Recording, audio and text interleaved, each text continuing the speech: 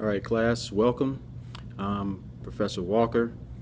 This is, as you already know, the Black Church in America. This is our first video for our semester.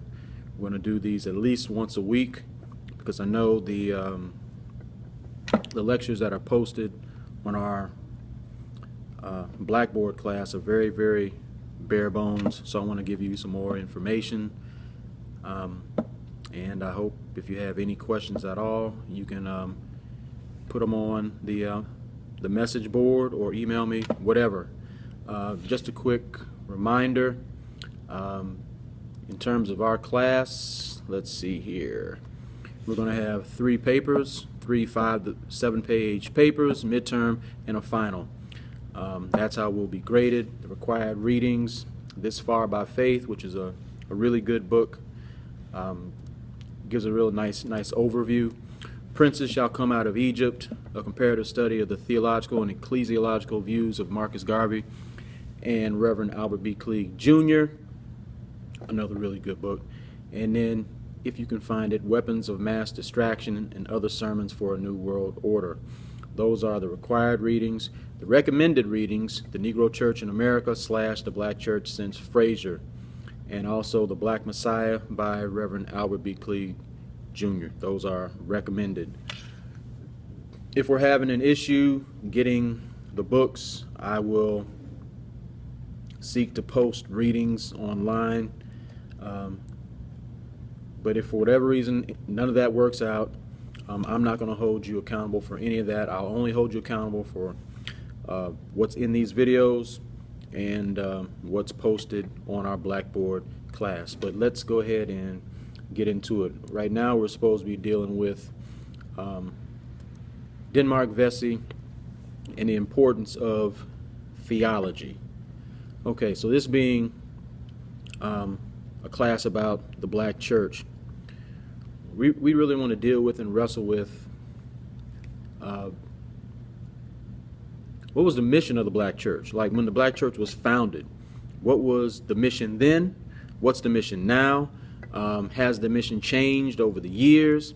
Is the Black Church doing a good job of living up to that mission, or is it falling short? And if it is falling short, why? And what can be done about it? So we want to ask all kinds of questions like that. But I think the best place to start that conversation is to talk about Denmark Vesey and the importance of theology. Now, Denmark Vesey was enslaved in this country. He won his freedom, and as a free man, he was teaching Bible class to other African sisters and brothers. Very, very religious man. In his classes, he focused heavily on the story of Moses being told by God to go tell Pharaoh to let my people go. And so when Denmark Vesey read the scriptures, the message that he received was that God wanted his people and all people to be free. And that if they were not free, that to be a good Christian, it was your Christian duty to work towards that freedom. And so that was the tenor of his Bible classes on a regular basis. And recognizing that the institution of slavery wasn't going anywhere, yet he still had this divine responsibility placed on his heart, he then chose to organize a rebellion. And he knew that not everybody was going to be on board with something so dangerous and so against what the quote-unquote slave masters were teaching their enslaved individuals to do. Slave, be obedient to your master. So he knew not everyone was going to be on board, so he was careful in terms of who he recruited to be a part of this insurgence, of this rebellion, this movement. As it turned out, one particular day, he meets this brother named Joe as he's doing his travels, and he asks Joe, what do you think about the fact that we are enslaved? Joe responds, well, if we are enslaved, then it must be God's will. It must be divine order that we are to serve. And Denmark vehemently disagreed. Not only did he disagree, he invited Joe to become a part of his movement. Joe, who considered himself a devout Christian, it did not sit right with his spirit that someone else who called himself a Christian was going to organize a rebellion. And so what Joe did was go home to his quote-unquote master, George Wilson, and told him everything. George Wilson then instructed Joe to go along, go to the meetings, find out what's happening, and report back, which Joe did. And so Denmark Vesey's movement, insurgents, was really undermined even before it got started. Long story short, just about everybody involved got captured and killed. Denmark Vesey and one of the other main organizers, Gullah Jack, got caught, they got captured, and they were eventually executed. Now, why this story is critically important when we're talking about the black church in America is because it underscores the power of theology. Now, theology, you can Google it, you can look it up, whatever, find whatever definition you want to, but the way I define it is theology answers 4 questions: what you believe about God, salvation, the role of the church, and humanity. What you believe about God, salvation, the role of the church, or the role of religion, and what you believe about humanity. How you answer those questions defines your theology. But not only does it define your theology, it also defines how you act in the world. So Denmark Vesey had one theology, and it moved him to act a certain way. The ways in which it moved him to act were ways in which he felt he was being true to his faith, true to his Christian calling. Joe Wilson had a different theology, and it moved him to act in different ways. Denmark Vesey's theology was one that said God did not create anybody to be second-rate or second nature or second class. Hence, if you find yourself in that situation, it is on you, and it's your divine responsibility to do something about it. So Denmark Vesey, in his efforts to create a revolt, a revolution, an insurrection, was being true to his faith. Joe, on the other hand, had taken into his heart the theology that had been given to him by his quote-unquote master. Slave, be obedient to your master. Work hard. If you catch hell, don't worry about it. You are going to receive your blessings in heaven after you die. But as for now, you are supposed to be obedient to your master as if your master was God's representative here on earth. And so Joe was being true to his theology. That's why theology is so important, because it dictates how you act. It dictates how you define what is good, what is bad, what is right, what is wrong. Your theology will move you. I'm sorry. Ms. Cruz, please come to the front office. You have a parent waiting for you. Ms. Cruz, please come to the front office. You have a parent waiting for you. Thank you. And I meant to mention that I'm actually taping this at my day job. I teach high school students at Yes Prep North Forest, and so I'm still here at school. So every now and then we might get interrupted by an announcement like that. But getting back to the topic at hand, we're talking about the story of Denmark Vesey.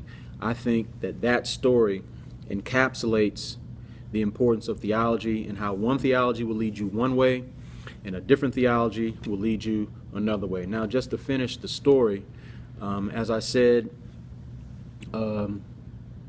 Denmark Vesey and his movement to free enslaved Africans from the institution of slavery failed because Joe Wilson let his quote-unquote master know what was going on, and everyone was killed. Now, Joe Wilson, for his part, one of the reasons why he felt it was wrong to be involved in such a movement was he felt that bloodshed was not in accordance with one's Christian faith. However, there was a whole lot of bloodshed that happened because of his decision. But it was the bloodshed of Denmark Vesey, Gullah Jack, and everybody else that was seeking freedom for African people. So for his part, Joe Wilson was paid, I don't remember exactly how much it was 30 or 50 pieces of silver, but it was very reminiscent of the biblical story about Judas. And just as in the Bible, Judas, after being paid for turning on Jesus, kills himself, same thing with Joe Wilson. Out of guilt for what he had done, turning on his people and watching them be tortured and executed, he eventually killed himself. But getting back to theology, theology dictates, it drives everything. It drives the bus. And as we're talking about the black church in America, we've got to recognize that the black church in America has always been schizophrenic in terms of its theology, in terms of a theology that is moving us to either create a heaven on earth, or it's moving us to focus specifically on getting our rewards in heaven after we die. The black church has always vacillated somewhere between those two. Any black church you choose is somewhere on that spectrum. Some black churches are way further to the left in terms of focusing more on social justice now, building a kingdom of heaven or kingdom of God here on earth, promised land here on earth, so to speak. Other churches are a little further to the right. Don't worry about what's going on this earth. Don't worry about earthly or worldly issues. All you have to do is get your soul right, and you will get your reward in heaven after you die. Pretty much the same theology that black folk were taught on the plantation many years ago. But theology runs the bus. It drives the bus. So when I ask you for a story that encapsulates the power of theology, I sure hope that you will remember this story of Denmark Vesey and Gullah Jack. What else do I want to add about this? I will say, like, getting back to theology, that when we're talking about theology, answering those four questions, what you believe about God, salvation, the role of the church, and humanity, African people, before being captured and brought to the Americas to be enslaved, answered those questions in a specific way. When they came in contact with Europeans here in America, they were dealing with a people who answered those questions differently. So there was a clash of theologies, just like there was a clash of theologies when Denmark Vesey and Joe Wilson were interacting. When African people were interacting with those who were enslaving them in this country, they were dealing with a clash of theologies. Just briefly, and we're going to talk about this a little more in next week's video, in terms of how African people viewed or defined God. We viewed God as omnipotent, omnipresent. We viewed God as a force, as an energy, as a supreme being that was not off in the clouds far away, but a power that was in us and all around us. When African people thought of God, they saw God when they looked at themselves. They saw God when they looked at their sisters and brothers. When they looked at the river, they saw God. When they looked at the mountains, the trees, the birds, they saw God. They saw that power. And so later on, when European missionaries came over and asked the Africans, "Where is your God?" Where Africans said, "God is in the mountain, God is in the tree, God is in the river." And these European missionaries mistook that for the Africans to be saying that they were polytheistic. They believed in a whole bunch of gods. That wasn't the case. And African people, they simply saw God in every aspect of society. They saw it in the crops. They saw it in the work that made the crops come about. They believed God was a power and a force, something that was near to them, something that was in them, something that was easily accessible. And true, there were things that human beings had to do to open themselves to fully access God's message or God's small, still voice.